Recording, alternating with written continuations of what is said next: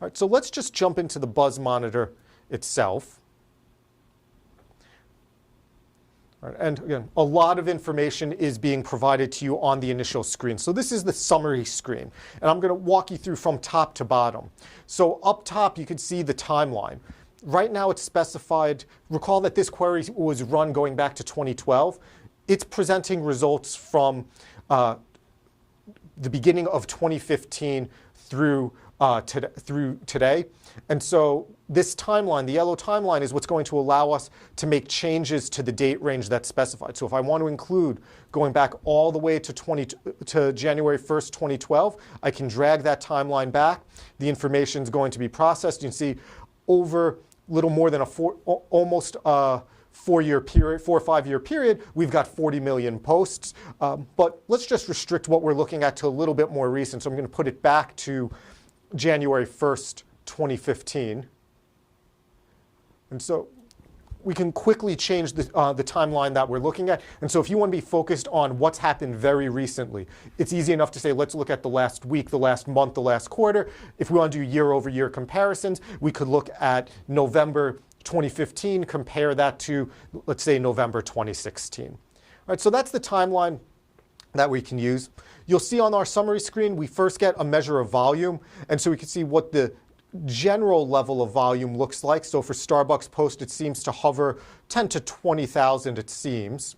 And then there are a couple of days that really stand out during this time period. And so on this day, it looks like we have almost 130,000 posts. Now, if our baseline is 10 to 20,000, that's a significant spike compared to what we usually see. We also see a spike a little bit further back in March 2015. Now, from the summary screen, we don't have the ability to dig in to see what's going on. But those spikes, those deviations from the baseline, that's something we'd want to probe a little bit further.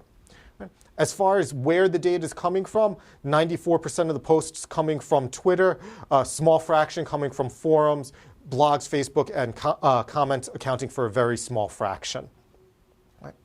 As far as sentiment over this entire period, so the average sentiment over the entire period of beginning of 2015 through the present, 30% positive, 17% negative, 53% neutral. So a lot of comments being lumped under neutral, but almost 2-to-1 positive sentiment expressed for Starbucks.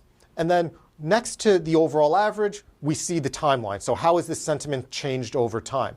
And one thing that we might want to look at is, do the deviations that show up in our volume plot line up with deviations that show up in our sentiment? So those high spikes for volume, what kind of comments were they? Were they positive comments or were they negative comments? And we can see, looks like this peak in the volume of negative comments, we see a dip in positive sentiment, looks to be around the time of those 128,000 posts. So that high volume of conversation seems to have been negative chatter. Just moving down the summary page, you see one of the new features that Crimson Hexagon has added is emotion analysis. And throughout all of the use of the Crimson Hexagon platform, you're going to see these information bubbles floating around. And if we click on them, that'll give us a little bit more information about what that particular metric is reporting. And so in this case, it's telling us 6 specific categories of emotions are being picked up. And for those 6 categories, about 25% of the posts relate to that. The other 75% of the posts relating to neutral. The other piece that I want to point out from this summary screen, and something that we're going to see throughout as we walk through the platform, are these down arrows. So if we click on these down arrows, notice we have a lot of options as far as exporting. If we can export as an Excel chart, or as an Excel worksheet, and that's going to contain the raw data. So in this case, if I export the volume, that's going to give me for each day in my time period, what is the volume of social media activity, how many posts. If we're interested, we could also just export in terms of the graphics. So if we want just the image, we have a number of options there.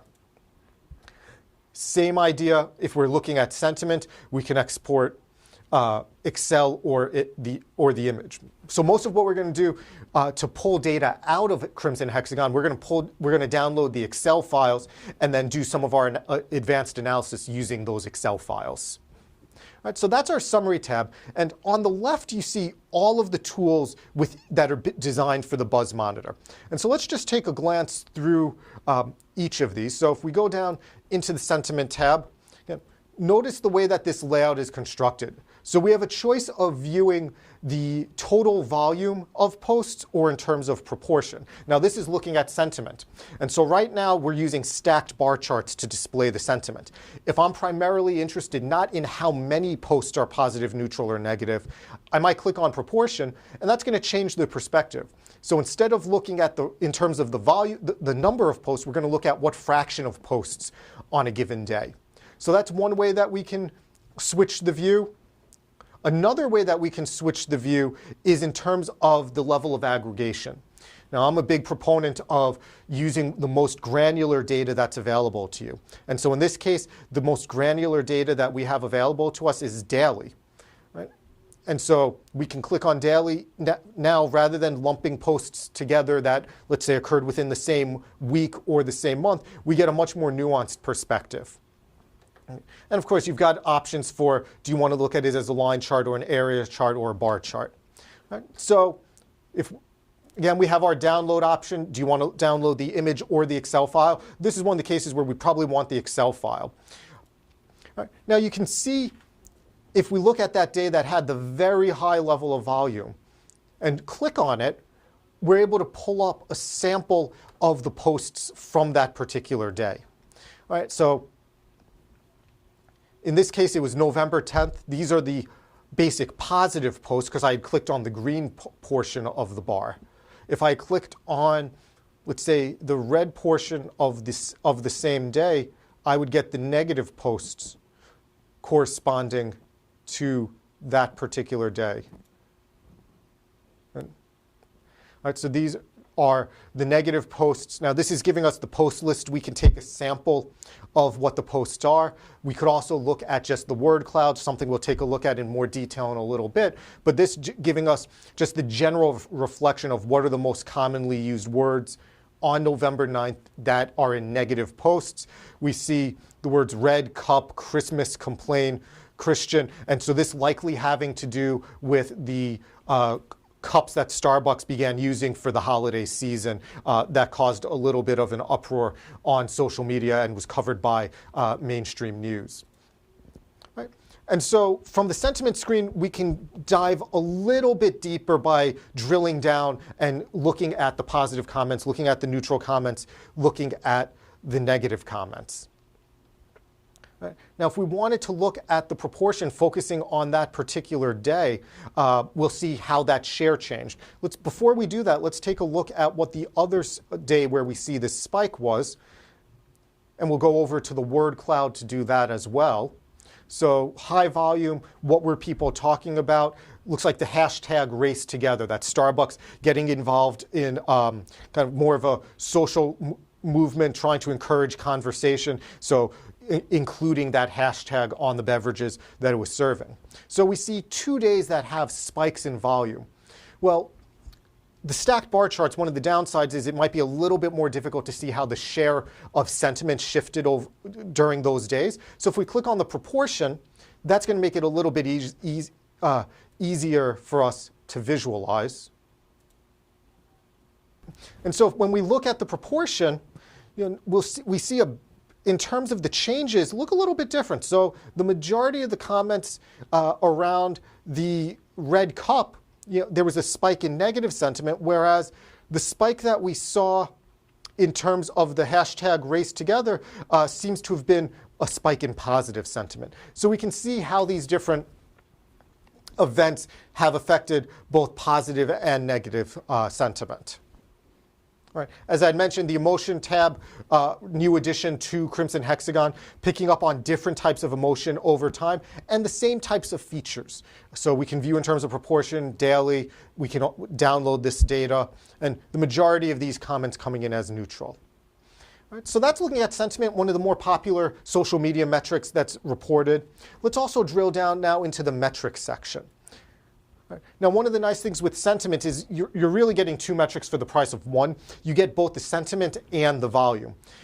You can, however, if you're just interested in volume, we can just pull that information from the volume tab and just as easily download it.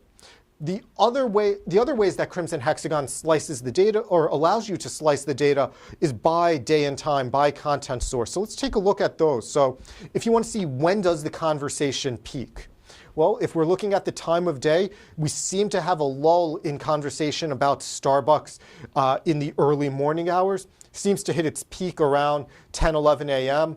and then tail off after that. If we're looking at the day of the week, what's the most popular time? Looks like Tuesday, though not by a huge difference. Looks like Saturday and Sunday we have a little bit lower amount of conversations mentioning Starbucks. Content sources allow us to see where the content is coming from. And again, in this case, looks like the majority of it is Twitter. Clicking on the proportion can tell us if there are trends in content in terms of where that content is coming from. And it does, in terms of where the data is being sourced from, does look that a smaller fraction is coming from Twitter, more fraction coming from discussion forums over time. And so we might want to look at the volume of conversation. Has the volume of conversation on Twitter tailed off, or is it just that it's picked up in the discussion forums?